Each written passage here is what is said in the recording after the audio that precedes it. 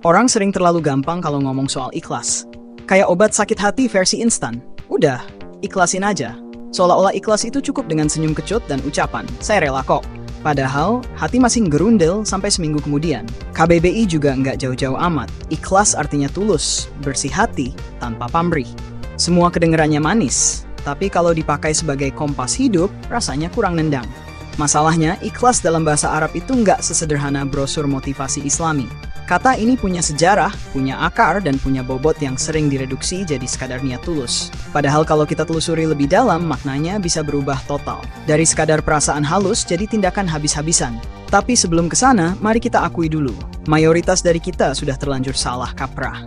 Kita kira ikhlas itu asal nggak ngarep balasan. Padahal sebenarnya soal seberapa penuh diri kita tenggelam dalam apa yang sedang dikerjakan. Ikhlas yang cuma di level KBBI bikin orang gampang bikin alibi.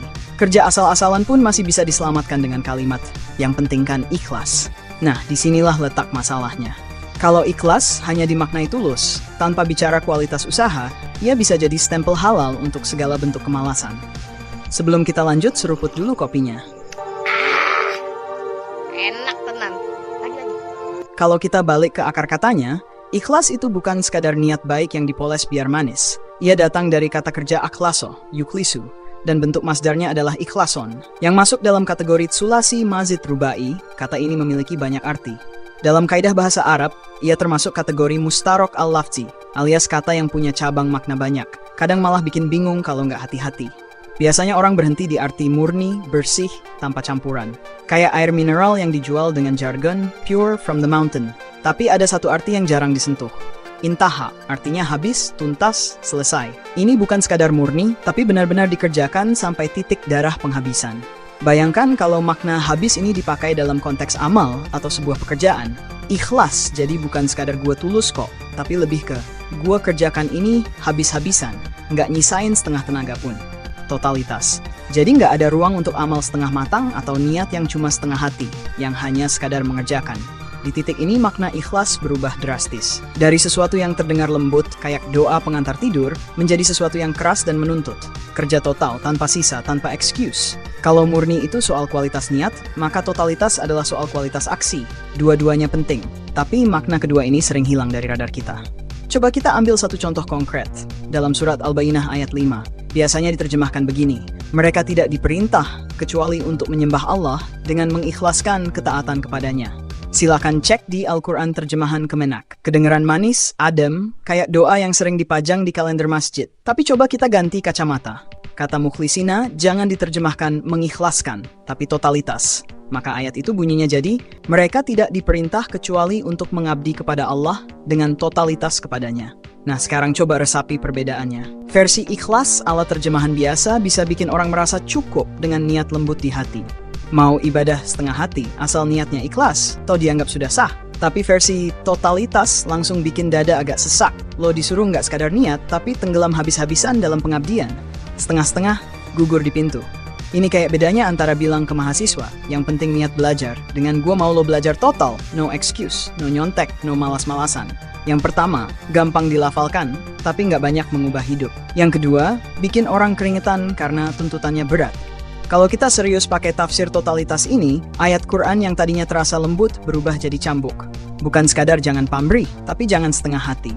Bukan sekadar bersih dari kepentingan lain, tapi benar-benar habis-habisan sampai ke akar. Kemudian mari coba kita terapkan ikhlas yang berarti totalitas ini ke sebuah hadis. Ada satu hadis masyhur yang sering jadi poster dakwah. Sesungguhnya Allah tidak menerima amal kecuali yang kholis, murni, ikhlas, dan hanya mengharap ridhonya. Biasanya kalau orang baca hadis ini, mereka langsung berhenti di level asal niatnya lurus, udah cukup. Jadi niat bersih dianggap tiket emas biar amal diterima. Sekarang coba kita ganti maknanya. Kata khalis jangan diterjemahkan murni doang, tapi totalitas. Jadinya, sesungguhnya Allah tidak menerima amal kecuali yang totalitas dan hanya mengharap ridhonya. Nah, di sini beban hadisnya naik level. Tiba-tiba amal nggak cukup dengan niat yang polos, tapi juga harus dikerjakan sampai tuntas tanpa sisa. Amal setengah hati, gugur. Amal setengah matang, nggak dihitung. Amal pakai mode yang penting hadir, nol besar. Bayangin kalau ini dipraktikkan di dunia nyata. Salat yang tidak berdampak pada amar ma'ruf nahi mungkar, nggak masuk radar. Sedekah recehan yang tidak dibarengi usaha untuk mengentaskan kemiskinan, ditolak. Bekerja yang hanya asal-asalan tanpa memperhitungkan hasil akhirnya, mohon maaf, kehapus dari daftar. Dengan kacamata totalitas, hadis ini berubah jadi palu godam yang ngetok kepala kita. Allah nggak terima kerja sambil main-main. Di titik ini, hadis yang tadinya jadi penghibur, cukup niat bersih malah jadi pengingat pahit. Lo nggak bisa beramal asal-asalan, terus berharap dianggap serius. Kalau tadi kita sudah geser makna ikhlas dari sekadar murni ke totalitas, lalu kita uji di ayat dan hadis, hasilnya jelas. Allah cuma nerima amal yang habis-habisan, bukan yang sisa-sisa. Nah, di titik ini muncul satu pertanyaan penting. Kalau amal totalitas itu yang diterima, terus apa efeknya buat manusia?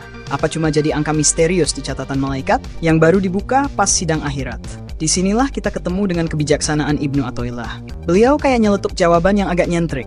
Buah dari amal itu bisa langsung dirasain di dunia. Amal yang totalitas nggak berhenti jadi catatan langit, tapi langsung berbuah di bumi. Jadi logikanya berubah. Ikhlas bukan cuma soal niat bersih, tapi seberapa tuntas mengerjakan sesuatu.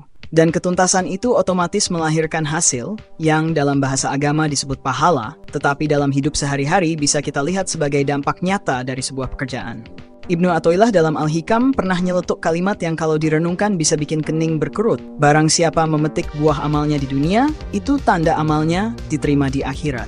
Kalimat ini seakan bilang, pahala itu nggak selalu harus nunggu nanti di akhirat. Buah dari amal kadang bisa langsung nongol di hadapan kita.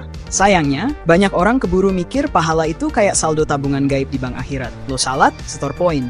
Lo puasa, tambah poin. Nanti di akhirat tinggal dicairin. Model kayak gini bikin pahala kayak kupon undian yang harus dikumpulin dulu, tanpa bisa dipakai sekarang. Padahal kalau pakai kacamata Ibnu Athaillah, pahala itu justru nyata dan terasa sejak amal itu dijalankan. Misalnya, lo kerja dengan totalitas, hasilnya langsung kelihatan. Hati puas, rezeki mengalir, hidup lebih terarah. Itu tanda amalnya diterima. Kalau lo setengah hati, buahnya juga setengah. Hasilnya sepotong. Kepuasan nggak ada, malah sering bikin nyesel. Jadi pahala bukan sekadar angka misterius, tapi konsekuensi nyata dari totalitas atau enggaknya amal. Amal totalitas berbuah manis. Amal setengah-setengah, cuma ninggalin rasa hambar. Kalau lo masih ngerasa nggak ada hasil dari amal yang dikerjain, bisa jadi masalahnya bukan di Allah yang pelit, tapi di lo yang kerjanya nggak total. Dengan cara pandang ini, pahala bukan lagi titipan di gudang akhirat, tapi hasil panen yang bisa langsung lo rasa. Dan itu lebih fair. Seberapa serius lo nanem, segitu juga panennya. Kalau dipikir-pikir, sebenarnya Allah nggak pernah butuh apa-apa dari manusia. Mau kita salat 1000 rakaat, mau kita puasa sebulan penuh tanpa batal, itu nggak nambah apa-apa ke kekayaan Tuhan. Sebaliknya, kalau kita malas ibadah, nggak ngurangin apapun dari kemuliaannya. Dalam sebuah hadis qudsi yang diriwayatkan oleh Imam Muslim disebutkan, "Wahai hambaku, kalau orang-orang terdahulu dan yang terakhir di antara kalian, sekalian manusia dan jin, mereka itu bertakwa seperti orang yang paling bertakwa di antara kalian, tidak akan menambah kekuasaanku sedikit pun. Jika orang-orang yang terdahulu dan yang terakhir di antara kalian, sekalian manusia dan jin, mereka itu berhati jahat seperti orang yang paling jahat di antara kalian, tidak akan mengurangi kekuasaanku sedikit pun juga." Jadi jelas, amal itu bukan buat Allah, tapi buat kita sendiri. Al-Quran udah bilang terang-terangan. Dalam surat An-Najm ayat 39, manusia tidak akan mendapatkan apa-apa kecuali dari apa yang dia usahakan. Nggak ada cerita dapat hadiah cuma karena niat doang tanpa usaha. Dan kalau masih kurang jelas, surat Az-Zalzalah menambahkan, sekecil zarrah pun perbuatan baik atau buruk bakal kelihatan hasilnya. Jadi kalau lo ngerjain sesuatu dengan setengah hati, hasilnya juga setengah. Tapi kalau lo total, hasilnya akan terasa penuh. Inilah yang dimaksud dengan pahala. Bukan sekadar angka mistis di langit, tapi dampak nyata dari sebuah amal. Amal yang total menghasilkan hidup yang lebih berkualitas, lebih terarah, lebih penuh makna. Sedangkan amal yang ogah-ogahan cuma melahirkan setengah kebahagiaan, setengah keberhasilan, bahkan sering bikin kita nyalahin keadaan. Jadi kalau ada orang bilang, gue udah ikhlas kok, tapi hidupnya masih kerasa hambar, mungkin masalahnya bukan di Tuhan yang pelit, melainkan di cara dia bekerja yang gak pernah total. Amal yang serius pasti berbuah, entah cepat atau lambat. Dan buah itulah yang dalam bahasa agama disebut pahala. Tapi dalam bahasa hidup sehari-hari bisa kita sebut kualitas hidup. Kalau ditarik ke ujung, semua perintah untuk beramal dengan ikhlas, atau kalau pakai kacamata kita tadi, totalitas, sebenarnya bukan demi Allah, tapi demi kualitas hidup manusia sendiri. Kita sering dengar nasihat klise, jalani hidup dengan ikhlas. Orang biasanya paham itu sebagai, ya sudah, pasrah saja. Padahal kalau digeser ke makna totalitas, artinya jadi lebih hidup. Jalani hidup dengan penuh, dengan tuntas, dengan habis-habisan. Contoh paling gampang ada di depan mata. Seorang ilmuwan nggak bisa jadi besar hanya karena niat tulus meneliti. Dia jadi besar karena tenggelam total dalam dunianya, riset, percobaan, kerja keras tanpa kenal waktu. Pemain bola kelas dunia juga begitu. Mereka nggak cukup bilang, gue tulus kok main bola, lalu santai-santai di lapangan. Mereka total, latihan keras, jaga pola makan, bangun tidur pun dihitung biar seimbang. Itulah totalitas. Dan hasilnya jelas. Mereka berdiri di puncak. Artinya, perintah ikhlas dalam Al-Quran bukan kalimat manis yang bikin kita nyaman pasrah, tapi dorongan biar kita nggak setengah-setengah dalam hidup. Kalau belajar, ya belajar total. Kalau kerja, kerja total. Kalau ibadah, ibadah total.